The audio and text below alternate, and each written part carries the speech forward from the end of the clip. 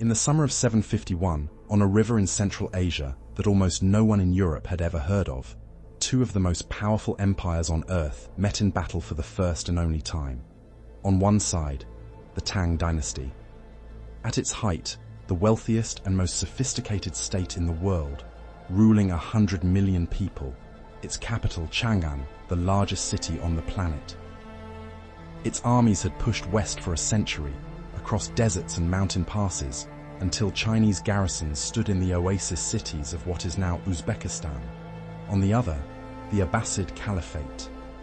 Barely a year old as a ruling dynasty, born out of a revolution that had swept away the Umayyads in a river of blood. Its armies had come out of Arabia and crossed North Africa, Persia, and the Hindu Kush. In under 120 years, Muslim forces had conquered more territory than Rome had taken in 4 centuries. Two empires expanding toward each other from opposite ends of the known world. Eventually, the map ran out of room. They met at the Talas River, somewhere near the modern border of Kazakhstan and Kyrgyzstan. And what happened over those few days in July helped decide which civilization would shape Central Asia for the next 1,000 years. This is the story of the Battle of Talas. To understand why these armies met, you have to understand what Central Asia was in the 8th century. This was Transoxiana, the land beyond the Oxus River, a patchwork of Sogdian city-states: Samarkand, Bukhara, Chach, Fergana. Rich, cosmopolitan trading cities sitting on the arteries of the Silk Road. Their merchants spoke half a dozen languages and moved silk, silver, horses, and slaves between China, Persia, and India. They were also small, too small to defend themselves against empires, so they survived by playing the giants against each other, sending tribute east to Chang'an one year, submitting to a caliph's governor the next. The Tang had been consolidating their grip on this region for decades through the Anxi Protectorate, a network of garrisons anchored on the 4 garrisons of Anxi in the Tarim Basin.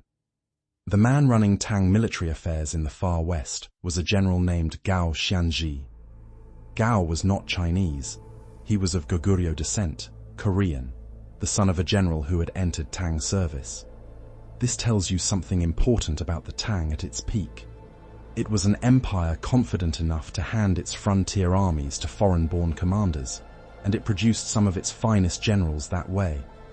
Gao Xianzhi was brilliant, aggressive, and, by the account of Chinese historians themselves, greedy and ruthless.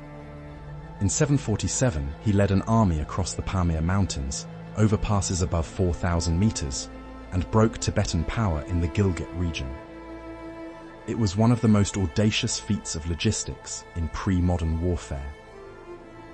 Then, in 750, he made the decision that led to Talas.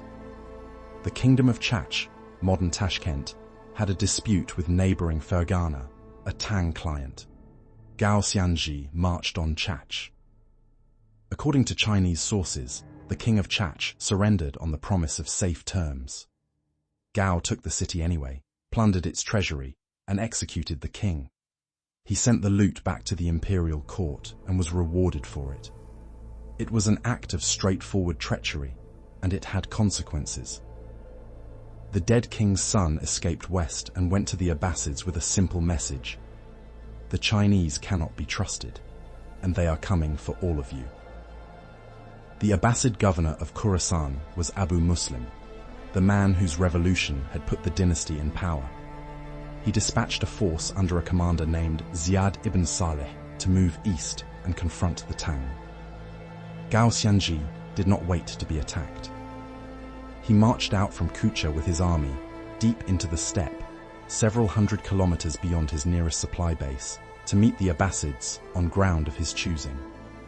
His force is usually given in Chinese sources as around 30,000, likely a corps of perhaps 10,000 Tang regulars, supported by Ferganan troops and a large contingent of Karluk Turks, a nomadic confederation allied to the Tang. Arab accounts claim the Chinese army numbered 100,000. That figure is almost certainly inflated, as enemy numbers usually were. The honest answer is that no one knows the true size of either army. and any source that gives you precise figures is giving you a guess dressed up as a fact. The armies made contact near the Talas River in July of 751. What followed was not a single dramatic clash. By most accounts, the two forces faced each other for around 5 days, probing, skirmishing, neither able to break the other. The Tang were operating at the very end of an impossibly long supply line. The Abbasids were closer to home and reinforced by Transoxianan levies who had their own reasons to want the Chinese gone. Then, on the 5th day, the battle was decided by something that had nothing to do with either empire's tactics. The Karluk Turks changed sides. Whether they were bribed, whether they had been in contact with the Abbasids beforehand, or whether they simply read the situation and picked the winner, the sources do not agree. What is clear is that the Karluks, positioned with the Tang army, turned and struck the Chinese from the rear while the Abbasid cavalry pressed the front. The Tang formation collapsed. Caught between two forces, the army disintegrated into a rout. Chinese accounts describe the retreat through a narrow pass as a catastrophe in itself, with fleeing troops and baggage jamming the road. One of Gao's officers, Li Xie, is said to have cleared the path by force to get his commander out. Gao Xianzhi escaped with a few thousand men. The rest were killed or taken prisoner. If you're finding this useful, take a second to hit the subscribe button. These forgotten turning points are what this channel exists for, and there are a lot more of them than most people realize. Talas has a famous legacy, and it is only half true. The story goes that among the Chinese prisoners taken at Talas were papermakers, and that under Abbasid captivity they revealed the secret of their craft. That a paper mill was established at Samarkand, then Baghdad, and that paper spread from there through the Islamic world and eventually into Europe.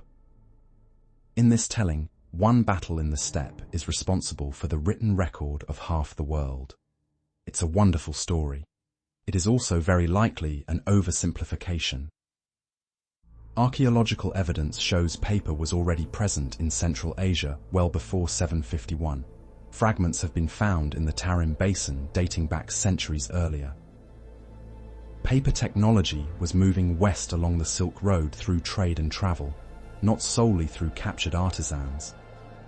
Talas may have accelerated the process. It almost certainly did not start it. What we do have is a remarkable first-hand source. A Tang officer named Du Huan was captured at Talas and spent roughly a decade in the Islamic world, traveling as far as Mesopotamia, possibly further, before returning to China by sea in 762.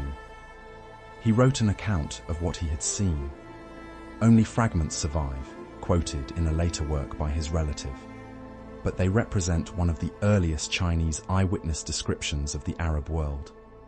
The real legacy of Talas is geopolitical, and it is harder to see because it took centuries to unfold.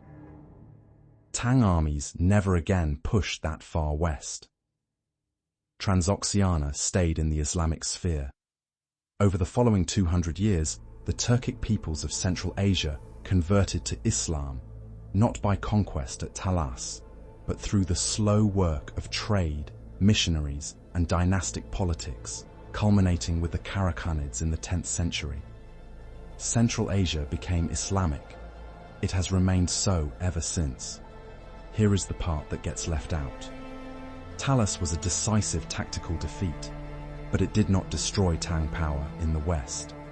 Gao Xianzhi was not disgraced. He was recalled and given a senior command. The Anxi garrisons held. What destroyed Tang power in Central Asia came 4 years later, and it came from inside. In 755, a frontier general named An Lushan raised a rebellion that tore the empire apart. The An Lushan rebellion is one of the most catastrophic events in Chinese history. Census records suggest a staggering population loss, though how much of that reflects deaths versus administrative collapse is still debated. Every available soldier was pulled east to fight it. The western garrisons were stripped and eventually cut off entirely, some holding out for decades with no contact from home, before falling to the Tibetan Empire. Gao Xianzhi himself was executed in 756, not for losing at Talas, but on charges brought during the chaos of the rebellion, in a court consuming its own commanders. The Abbasids had their own problems. Ziyad ibn Salih, the victor of Talas, was dead within 2 years, killed after being implicated in a revolt. Abu Muslim, the architect of the Abbasid revolution, was executed on the orders of the Caliph al-Mansur in 755. The Caliphate turned its attention to consolidating what it had, and Baghdad was founded in 762 as the center of a state looking inward and westward, not east. Neither empire marched on the other. Both were about to be fully occupied with survival. So what was the Battle of Talas? It was not the decisive clash of civilizations it is sometimes made out to be. Neither empire had the intention or the capacity to conquer the other, and the frontier between them was set far more by geography, exhaustion, and internal collapse than by 5 days of fighting on a riverbank. But it mattered. It was the high water mark of Chinese expansion into Central Asia, a line the Tang reached and never crossed again. It marked the moment the Islamic world secured Transoxiana for good, and it was the only time in history that the armies of Imperial China and the Caliphate looked across a battlefield at each other. Two empires, each convinced it stood at the center of the world, discovering that the world had another center in it. They met once. The border they left behind held for 1,000 years.